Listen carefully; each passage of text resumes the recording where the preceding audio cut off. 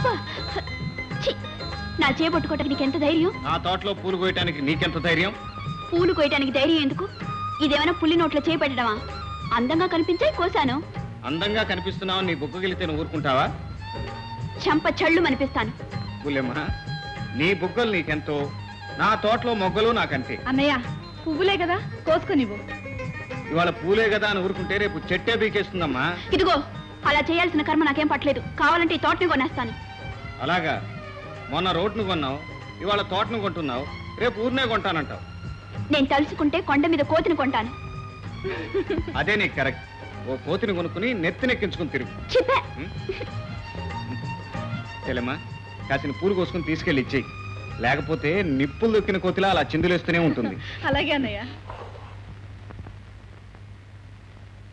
ఓ నువ్వా? లేకపోతే ఇంకెవరు అనుకున్నావా?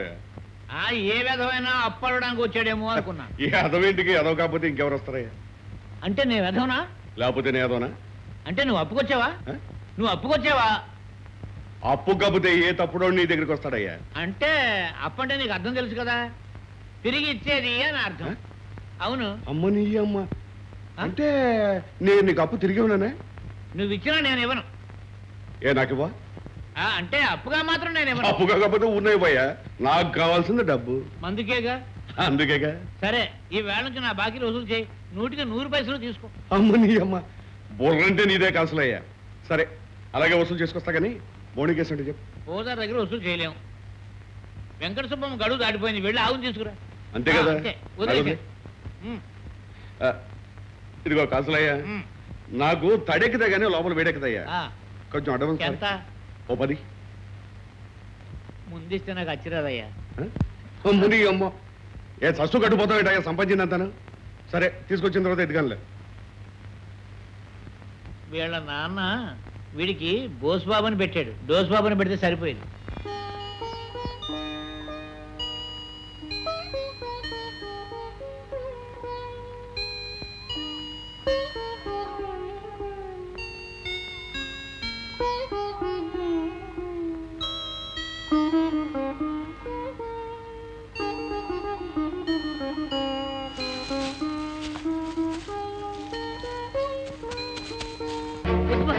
వద్దు బాబు, మీ కాళ్ళు పెట్టుకుంటాను. తల్లి లేని నా కూతురు బిడ్డకి ఇప్పుడు ఈ ఆవు పాలు పెట్టి బతికించుకుంటాను బాబు.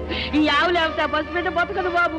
మీ కాళ్ళు పట్టుకుంటే బాబు కొన్నాళ్ళు గడువు బాబు. ఇచ్చినా కూడా నేను నా కమిషన్ బాబు. వద్దు బాబు. అరే, కార్యశాలలో అంటే నువ్వేనయ్యా?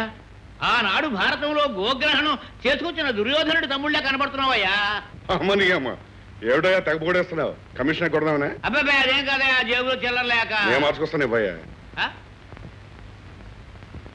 అమ్మో, నీకిస్తే మొత్తం మందు కింద మారిపోద్ది.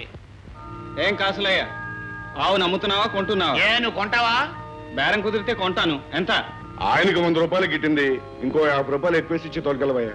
నువ్వు నోరమివా, నీ కళ్ళు ఖరీదు తప్ప ఆవు ఖరీదు నీకేం తెలుసు? రవి, నువ్వు రైతు బిడ్డవే, నీకు చెప్పాల్సింది ఏమీ లేదు. 1000 రూపాయలు నా మొఖాన్ని కొట్టి ఆవును తొలుగుపో. అమ్మని అమ్మ, గొప్ప బేరగాడివయ్యా నువ్వు. ఆవు ఖరీదు 1000 రూపాయలు అయితే నా కమిషన్ 100 రూపాయలు అవుద్ది.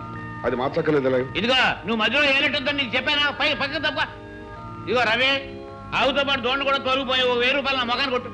అయితే 1000 రూపాయలకి తగ్గవన్నమాట. 1000 రూపాయలకు 1 రూపాయి కూడా తగ్గనయా? సరే, ఆ 1000 రూపాయలకి ఆవు నువ్వే తీసుకుని వెంకట సుబ్బమ్మ నీకు ఇవ్వాల్సిన అసలు వడ్డీ మినహాయించుకుని మిగతా డబ్బు ఆవిడకిచ్చేయి. ఏమిటి వెంకట సుబ్బమ్మని వెనకేసుకొచ్చావన్నమాట? కాదు, న్యాయాన్ని ముందుంచుకొచ్చాను. అమ్మని అమ్మ, గొప్ప గొప్ప మాటలు చెప్తున్నావే. ఆయన చేసిన తప్పేమిటి? ఆయనకి భాగ్యం ఉందే, కట్టలేకపోతే ఆవును తోలు తెచ్చుకున్నాడు. తప్పేమిటి? ఎవరు మీరా? కాట్ల కుక్కల మధ్యలో నీ మురుగుడేమిటి?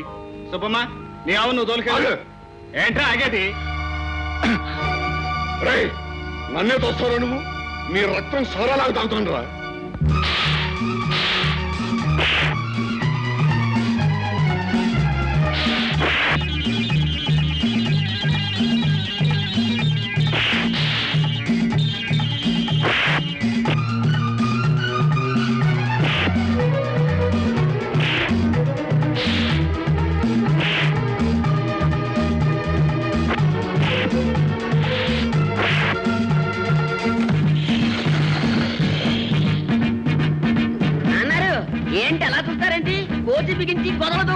రంగంలో దిగితే ఇద్దరు తలకాయలు పగులుతాయిరా.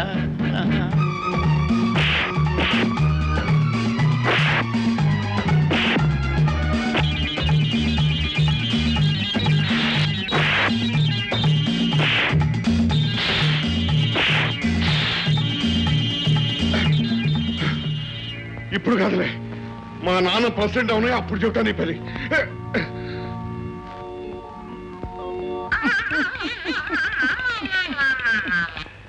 మీరు చేసిన పేరు మర్చిపోలేను బాబు.